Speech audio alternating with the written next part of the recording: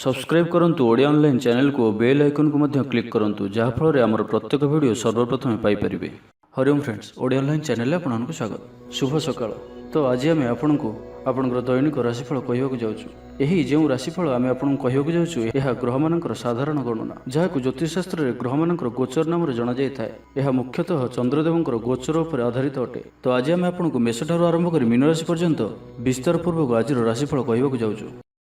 आज 9 एप्रिल 2022 दिन शनिवार, चैत्र मास शुक्लपक्ष मीना 26 दिन। आज अशुकाष्टमी, श्री श्री लिंगराज देव रथयात्रा। आज तिथि और नक्षत्र अष्टमी रात्र 1 घंटा 27 मिनिट पर्यंत, पुनर्वस नक्षत्र रात्र 4 घंटा 33 मिनिट पर्यंत, मिथुन चंद्र रात्र 9 घंटा 53 मिनिट पर्यंत, सूर्योदय समय 5 घंटा 35 मिनिट और सूर्यास्त समय 6 घंटा 1 मिनिट। आज कन्या राशि हाथ चंद्र। आज वृष सिंह और कन्या सिंह हाथ 12। आज शुभ बेला दिवा 8 घंटा 54 मिनिट ठारू दिवा 12 घंटा 13 मिनिट पर्यंत, दिवा 3 घंटा 32 मिनिट ठारू दिवा 5 घंटा 12 मिनिट पर्यंत, रात्र 8 घंटा 20 मिनिट ठारू रात्र 10 घंटा 38 मिनिट पर्यंत। निषेध खाद्य आज नड़िया भक्षण निषेध। तो मेष ठारू आरंभ कर मीन राशि व्यक्ति कौन कही थाए आज आपणकर राशि, कौन कही थाए आज आपणकर ग्रह नक्षत्र और आज आपको एपरी केउं उपाय करबा आवश्यक जहाँफल आज आपणकर दिनटी अत्यंत शुभ सब्यस्त हेबो। एही क्रम सबुठारु प्रथमे आसंतु जानिबा मेष राशि विषय। आज दिनटी भिन्न प्रकार घात प्रतिघात दे गति करिबो। चिंतित रहिबे। कर्मक्षेत्र में सहकर्मी सह मतभेद हेबो। कौनसी गोटे दुह संवाद प्राप्त हेबो। कौनसी निकट संपर्क स्वास्थ्य को नहीं आपण चिंतित रहिबे। कौनसी गोटे अप्रिय परिस्थिति आपन सामना को आसिबो। अଯଥା आशंका अनुभव करिबे। मन व्याकुल रहिबो। कर्मक्षेत्र में सहकर्मी सह मतभेद हेबो। एथिपई आज आपण कथा कहवा समय सठिक शब्दर चयन करंतु। तरतर होई कौनसी भी निष्पत्ति नियंतु नहीं। पाख लोक शत्रुता आचरिबे। कौनसी कारण को नहीं मनरे भय देखादेव। मन अस्थिर रहिबो। भूल सिद्धांत नहीं अधिका खर्चांत हेबे। अति निकटतर बंधुओं प्रति संदेह उपजिब। गृह भेद घटिपारे। चाकरी क्षेत्र में सहकर्मी मानकर असहयोग देखादेव। पारिवारिक जीवन में हताश भाव देखादेव। स्वास्थ्यगत सचेतनतार आवश्यकता रही। किछि छोट मोट शारीरिक समस्या देखा दे पारे। सेथिपई आज आपण जेते भी छोटिया रोगटिया होइथिले मध्य आपण तार अवहेला करंतु नाही। डाक्तर परामर्श करंतु और चिकित्सा करंतु। निज प्रति अवहेला करंतु नाही। आज बाहर खाद्य पदार्थ ठारू दूरे रुहंतु। कहार उपकार करी धोखा पाइबे। कर्मक्षेत्र में धंदी हेबे। चौर भय रोग अच्छी से आज सावधान रुहंतु। महिला माने बाहर को जीवा समय सतर्क रुहंतु। शत्रु आपण प्रति षड्यंत्र करिपारंती। अकारण रे क्षतिर सम्मुखीन हेबे। कलह आदि पड़ी पारंती। प्रत्येकटी कार्य प्रमादबहुल हेबो। व्यवसायी मानकु स्वल्प लाभ संतुष्ट हेबाक पड़िबो। लव लाइफ दिनटी भल नुहे। छात्र छात्री मानक लगी दिनटी अनुकूल नुहे। आज पिला मानकर स्वास्थ्यर जत्न नियंतु। तो आज दिनटी को आप शुभमय करने आज आप विष्णु मंदिर रे हलदिया फूल किंबा चंपा फूल अर्पण करंतु और आज आप मिछ शपथ नियंतु नहीं। यह आपण शुभ सब्यस्त हेबो। एबे आसंतु वृष राशि विषय जानिबा। शारीरिक सुस्थता बजाय रहिबो। मन रे प्रसन्नता रहिबो। अतिरिक्त ऊर्जार अनुभव करिवे। अटकी रहिथिबा कार्य आगैबो। पूर्व योजना को सफलतार सहित संपन्न कर खुशी हेबे। समस्त कार्य ठीक समय पूरा हेबो। आज जहाँ भी चाहिए ताहा पाइबारे कौनसी भी असुविधा रहिबो नाही। ऑफिस रे सहकर्मी को सहयोग मिलिबो। उपरिस्थ कर्मचारी आपण को काम रे खुशी रहिबे। बंधु संपर्क वृद्धि हेबो। पुराना मित्रंक सह भेट हेबो। सांगसाथी तथा बंधुबांधवों गहन रे आनंद उल्लास रे दिन काटिबे। महिला मानक लगी दिनटी अनुकूल। महिला माने गृह निपुण रहिबे। परिवार रे समस्तंकर प्रियभाजन हेबे। दाम्पत्य जीवन सुखपूर्ण बीतब। पिता पुत्रंक मध्य संपर्क सुदृढ़ हेबो। आर्थिक स्थिति मजबूत रहिबो। दूरयात्रार जोग बनुअछि और यही यात्रा आपनकर सफल हेबो। तेबे आज मातांकर स्वास्थ्य को नहीं अल्प आपण चिंतार रही पारंती। तो मातांकर स्वास्थ्यर जत्न नियंतु। बाकी प्रत्येकटी क्षेत्र भल रहिबो। लव लाइफ दिनटी भल। व्यापारी मानक लगी दिनटी अनुकूल और शुभ रहिबो। इच्छा मुताबक आय करिपारिबे। व्यापार को बढ़ाइबा पई विचार आसिबो। कौनसी गोटे नूतन आयपंथा खोलीजिब। परिवार क्षेत्र में पारस्परिक बुझाणा बढ़िबो। छात्र छात्री माने समयानुवर्तित होई पढ़ापढ़ी करिवे। पितामाता को आज्ञा मानि चलिबे। बहुदिनर कौनसी गोटे चिंता आज दूर हेबो। सरकारी चाकरियांक लगी दिनटी उत्तम रहिबो। वरिष्ठ आपण को उपहार देबे। व्यवसाय रे विस्तार लगी योजना करि पारंती। बड़ों को अनुमति लाभप्रद रहिबो। निजस्व संबंध को मजबूत करबा लगी चेष्टा करिवे। आपनकर जीवन रे नुआ परिवर्तन होई पारे। पैसा सहित संश्लिष्ट कौनसी मामलार समाधान होइजिबो। ପାରିବାରିକ ଜୀବନ ସୁଖମୟ ହେବ। ଅବିବାହିତଙ୍କୁ ଜୀବନସାଥୀ ମିଳିପାରେ। ତ ଆଜିର ଦିନଟିକୁ ଆପଣ ଶୁଭମୟ କରିବା ପାଇଁ ଆଜି ଆପଣ ମା ଦୁର୍ଗାଙ୍କର ପୂଜା ଅର୍ଚ୍ଚନା କରନ୍ତୁ ଓ ମାଙ୍କୁ ଲାଲ ଶାଢ଼ୀ ଅର୍ପଣ କରନ୍ତୁ। ଓ ଆଜି ଆପଣ ଅଧିକ କ୍ରୋଧ କରନ୍ତୁ ନାହିଁ, ଏହା ଆପଣଙ୍କ ପାଇଁ ଶୁଭ ସାବ୍ୟସ୍ତ ହେବ। ଏବେ ଆସନ୍ତୁ ମିଥୁନ ରାଶି ବିଷୟରେ ଜାଣିବା। କୌଣସି ଗୋଟିଏ ସୁଖବର ହସ୍ତଗତ ହେବ, ଯାହାକି ମନରେ ପ୍ରସନ୍ନତା ଆଣିଦେବ। ଶରୀର ସୁସ୍ଥ ଓ ମନ ପ୍ରସନ୍ନ ରହିବ। ମହିଳାମାନଙ୍କ ଲାଗି ଦିନଟି ଅତ୍ୟନ୍ତ ଶୁଭ।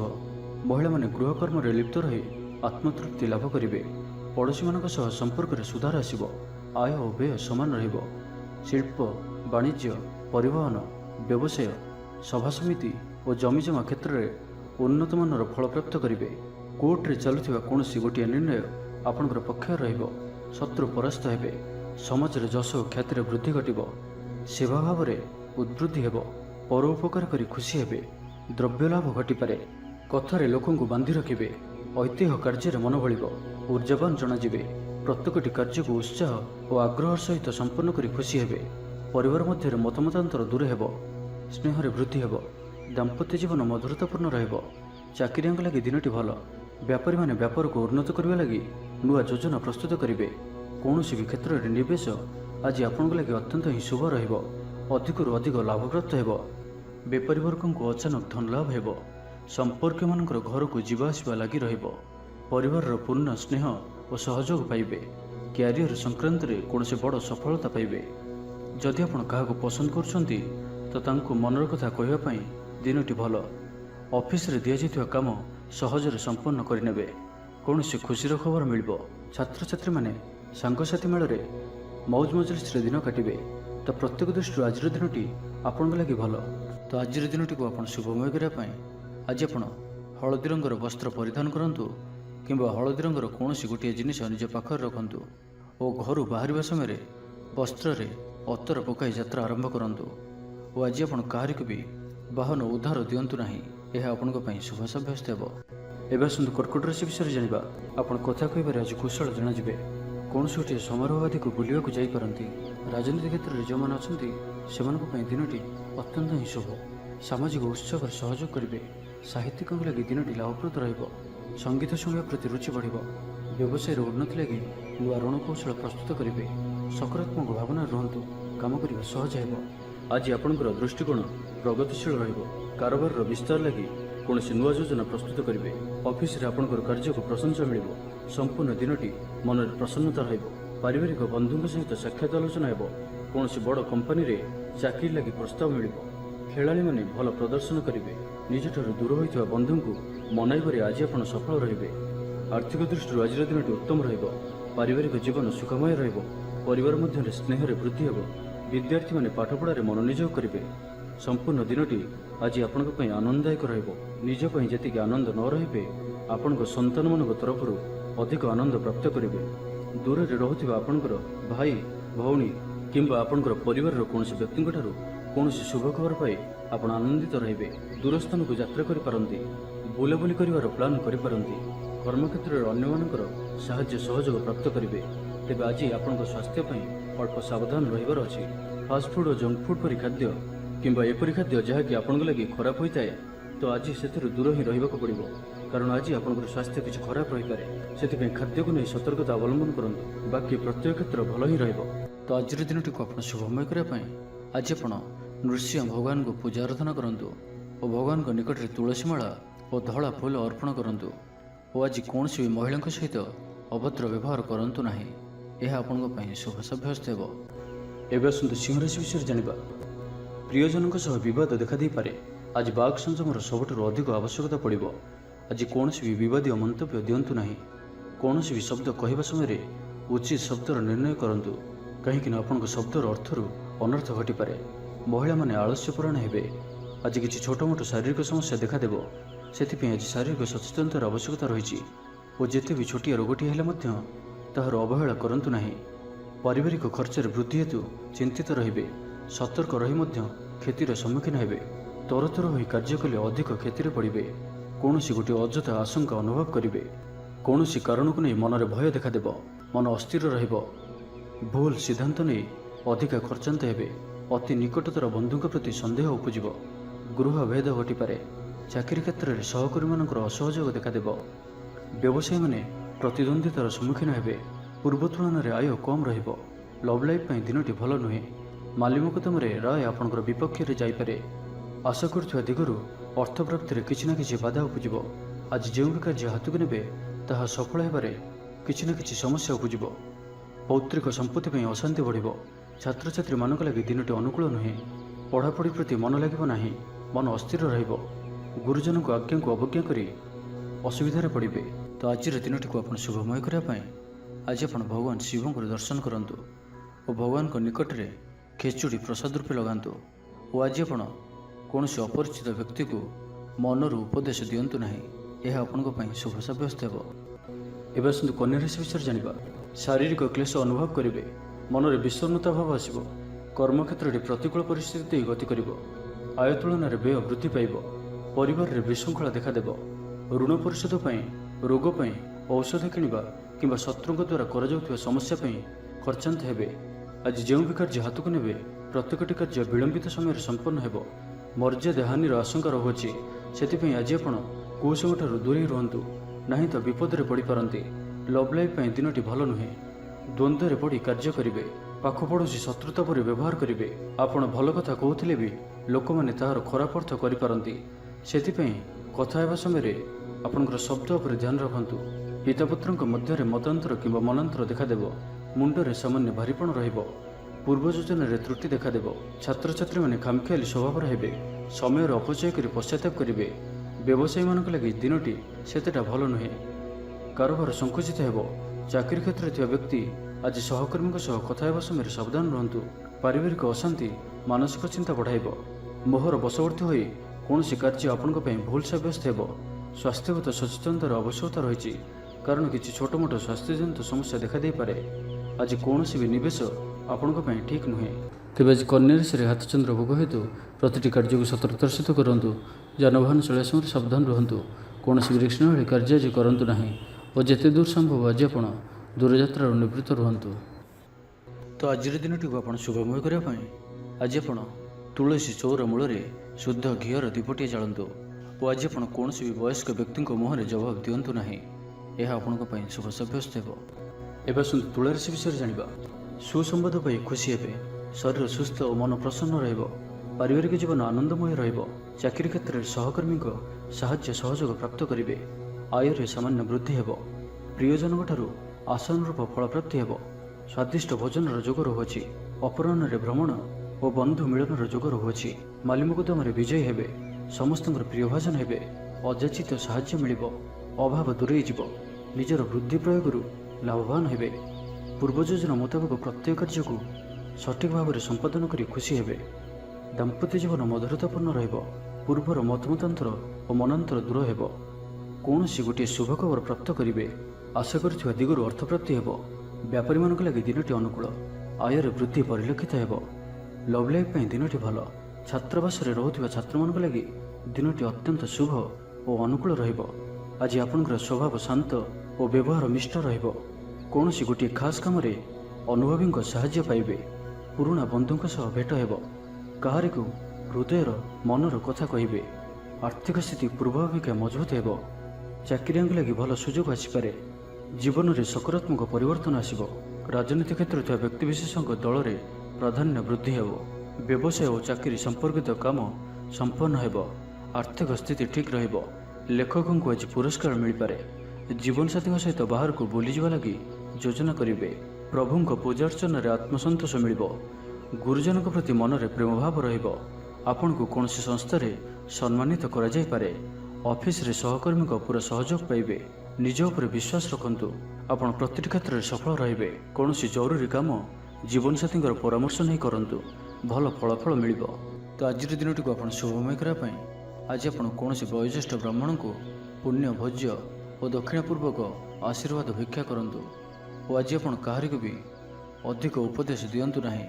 ଏହା ଆପଣଙ୍କ ପାଇଁ ଶୁଭ ସାବ୍ୟସ୍ତ ହେବ। ଏବେ ଆସନ୍ତୁ ବୃଷ ରାଶି ବିଷୟରେ ଜାଣିବା। ମାନସିକ ଓ ଶାରୀରିକ ସୁସ୍ଥତା ବଜାୟ ରହିବ। କୌଣସି ମନୋରଞ୍ଜନ ଭିତ୍ତିକ କାର୍ଯ୍ୟକ୍ରମରେ ଯୋଗ ଦେବେ। ଆର୍ଥିକ ସ୍ଥିତି ସ୍ୱଚ୍ଛଳ ରହିବ। ପାଖ ପଡ଼ୋଶୀ କିମ୍ବା ନିଜର ଲୋକମାନଙ୍କ ଦ୍ୱାରା କିଛି ସୁବିଧା ସୁଯୋଗ ପ୍ରାପ୍ତ ହେବ। ଅଦାଲତରେ ଚାଲୁଥିବା ନିର୍ଣ୍ଣୟ ଆପଣଙ୍କର ପକ୍ଷରେ ରହିବ। ପ୍ରକାଶନ, ପ୍ରଶାସନ ଓ ସାମ୍ବାଦିକତା କ୍ଷେତ୍ରରେ ଥିବା ବ୍ୟକ୍ତିଙ୍କ ଲାଗି ଆଜିର ଦିନଟି ଅନୁକୂଳ ଓ ଶୁଭ ସାବ୍ୟସ୍ତ ହେବ। ଜମି କିଣାବିକା କ୍ଷେତ୍ରରେ ଉନ୍ନତମାନର ଲାଭ ପାଇବେ। ଜମି ଦଲାଲମାନଙ୍କ ପାଇଁ ଧନଲାଭର ଦିନଟିଏ। ଅଟକି ରହିଥିବା କାର୍ଯ୍ୟ ଆଗେଇବ। ନିର୍ମାଣ କାର୍ଯ୍ୟର ଅଗ୍ରଗତି ଦେଖାଦେବ। ପରିବାର ମଧ୍ୟରେ ପାରସ୍ପରିକ ବୁଝାମଣା ରହିବ। ଦାମ୍ପତ୍ୟ ଜୀବନରେ ମଧୁରତା ବଜାୟ ରହିବ। କୌଣସି ଗୋଟିଏ ଶୁଭ ଖବର ମନରେ ପ୍ରସନ୍ନତା ଆଣିଦେବ। ମହିଳାମାନଙ୍କ ଲାଗି ଦିନଟି ଅତ୍ୟନ୍ତ ଶୁଭ। ମହିଳାମାନେ ନୂତନ ଗୃହ ଉପକରଣ କ୍ରୟ କରିବେ।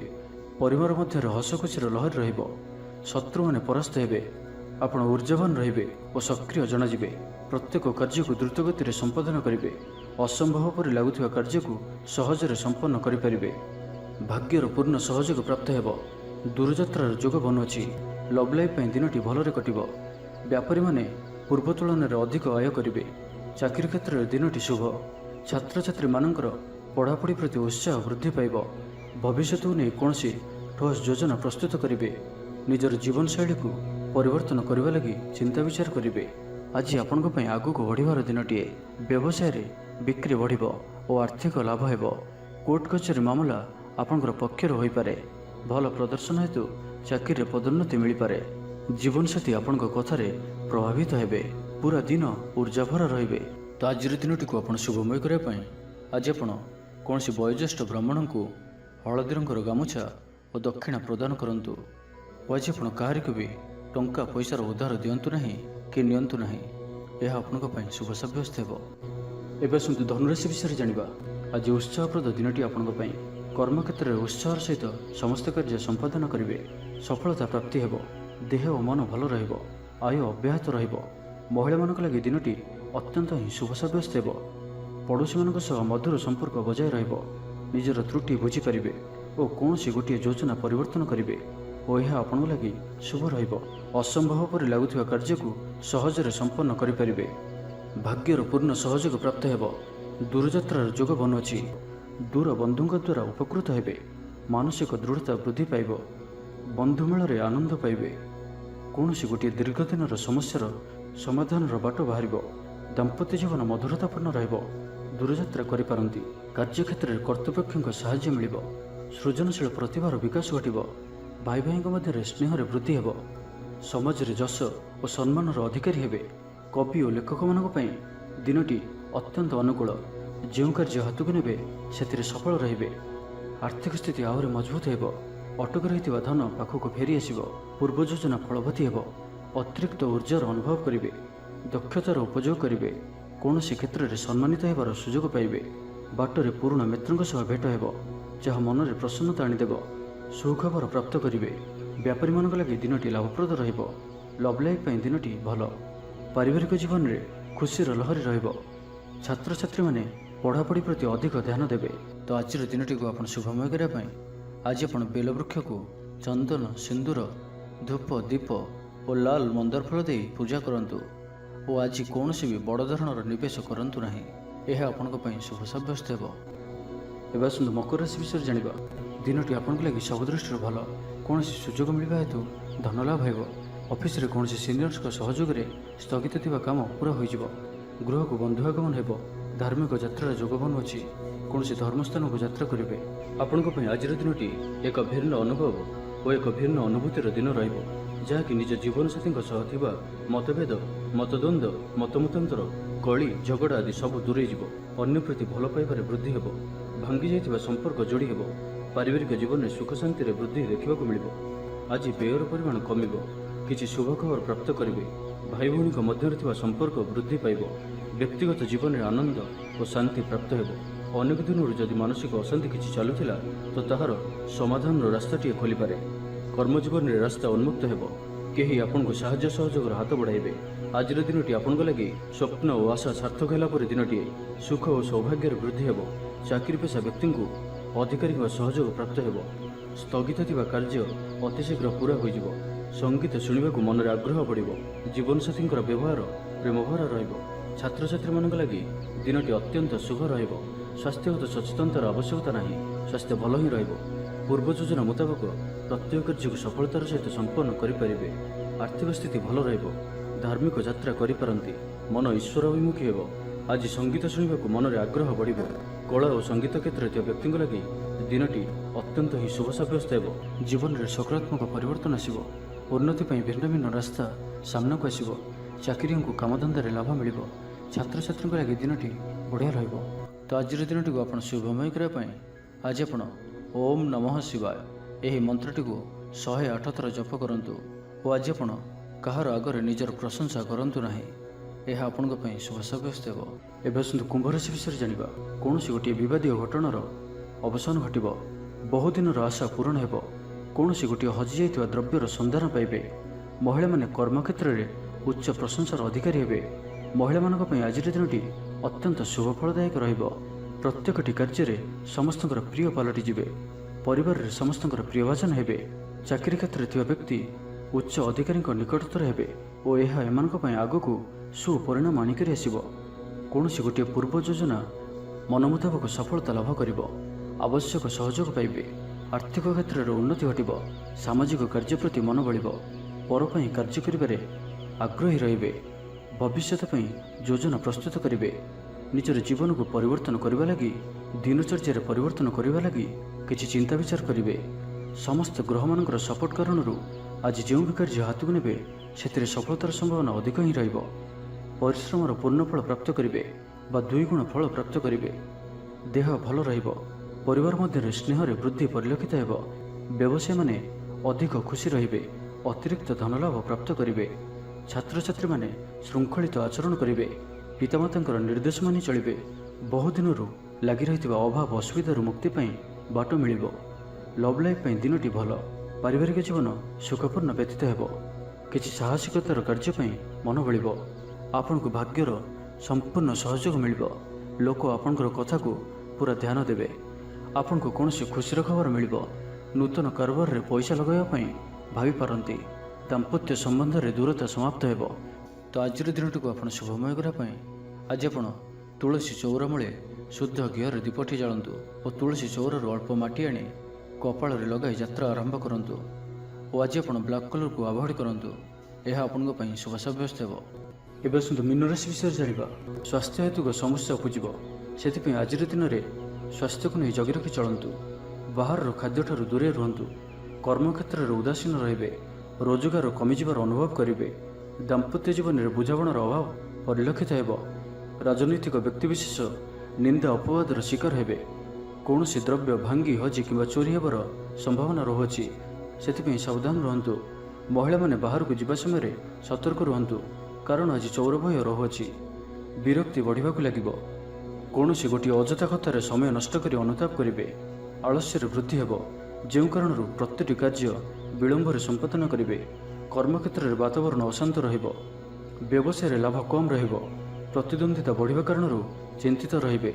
ଛାତ୍ରଛାତ୍ରୀମାନେ ସମୟର ଅପଚୟ କରିବେ। କୌଣସି ଗୋଟିଏ ନିର୍ମାଣାଧୀନ କାର୍ଯ୍ୟରେ ବାଧା ଉପୁଜିପାରେ। ପୂର୍ବ ଯୋଜନାକୁ ଫଳବତୀ କରିବାରେ ବିଫଳ ହେବେ। ଲଭ୍ ଲାଇଫ୍ ପାଇଁ ଦିନଟି ଅନୁକୂଳ ନୁହେଁ। ବିଭିନ୍ନ କାରଣରୁ ମର୍ମାହତ ହୋଇପାରନ୍ତି। ପାରିବାରିକ ଜଞ୍ଜାଳ ବଢ଼ିବ। ଅଜାଣତରେ କ୍ଷତିଗ୍ରସ୍ତ ହେବେ। ବିଚାରରେ ବିଭ୍ରାଟ ଘଟିପାରେ। ଆଜି କୌଣସି ବି ନିବେଶ ଆପଣଙ୍କ ପାଇଁ ଶୁଭ ନୁହେଁ। ଅଫିସ୍ ଯିବା ସମୟରେ ଜରୁରୀ କାଗଜପତ୍ର ନେବାକୁ ଭୁଲନ୍ତୁ ନାହିଁ। ବ୍ୟବସାୟରେ ଭାଗିଦାରୀ ସହିତ ଯୁକ୍ତିତର୍କ ହୋଇପାରେ। ଆଜି ଅଯଥା ଖର୍ଚ୍ଚରେ ବୃଦ୍ଧି ଅଛି। ସେଥିପାଇଁ ଖର୍ଚ୍ଚ କମ୍ କରିବାକୁ ଚେଷ୍ଟା କରନ୍ତୁ। ତ ଆଜିର ଦିନଟିକୁ ଆପଣ ଶୁଭମୟ କରିବା ପାଇଁ ଆଜି ଆପଣ ଗାଈକୁ ଘାସ କିମ୍ବା ଶାଗ ପିଠା ଖାଇବାକୁ ଦିଅନ୍ତୁ। ଏହା ଆପଣଙ୍କ ପାଇଁ ଶୁଭ ସାବ୍ୟସ୍ତ ହେବ। ତ ଆଜିର ଦିନଟିକୁ ଆପଣ ଶୁଭମୟ କରିବା ପାଇଁ ଆଜି ଆପଣ ମା ଲକ୍ଷ୍ମୀଙ୍କୁ ପୂଜା ଅର୍ଚ୍ଚନା କରନ୍ତୁ ଓ ସାତ୍ୱିକ ଭୋଜନ ଆହରଣ କରନ୍ତୁ ଓ ଆଜି ଆପଣ କାହାର ବି ଅପମାନ କରନ୍ତୁ ନାହିଁ। ଏହା ଆପଣଙ୍କ ପାଇଁ ଶୁଭ ସାବ୍ୟସ୍ତ ହେବ। ତେବେ ଭିଡ଼ିଓଟି କିପରି ଲାଗିଲା? ଯଦି ଭଲ ଲାଗିଥାଏ ଲାଇକ୍ଟି କରନ୍ତୁ ଏବଂ ଆମ ଚ୍ୟାନେଲକୁ ସବସ୍କ୍ରାଇବ୍ କରିବା ସହିତ ପାଖରେ ଥିବା ବେଲ୍ ଆଇକନ୍କୁ ମଧ୍ୟ ପ୍ରେସ୍ କରନ୍ତୁ, ଯାହାଫଳରେ ଆମେ ଯେଉଁ ଭିଡ଼ିଓ ଅପଲୋଡ଼ କରିବୁ ତାହା ଆପଣ ସର୍ବପ୍ରଥମେ ପାଇପାରିବେ।